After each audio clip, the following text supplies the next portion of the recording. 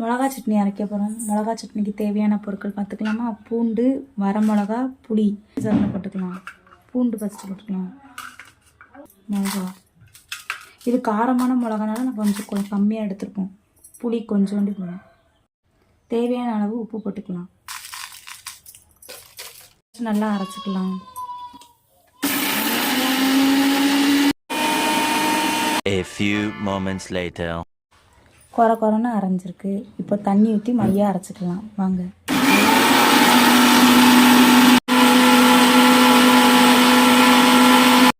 இன்னும் நல்லா மைய அரைக்கணும். கொஞ்சம் தண்ணி ஊற்றிக்கலாம். A few minutes later. இந்த அளவுக்கு மைய அரைச்சிக்கலாம். மிளகா சட்னி ரெடி ஆயிடுச்சு. இப்போ பவுலில் மாற்றிக்கலாம். நல்ல காரமான மிளகா சட்னி ரெடி ஆயிடுச்சு. இட்லிக்கு நல்லாயிருக்கும். நல்லெண்ணெய் கலந்து சாப்பிட்டா இட்லி செம்ம டேஸ்ட்டாக இருக்கும் மிளகா சட்னியோட.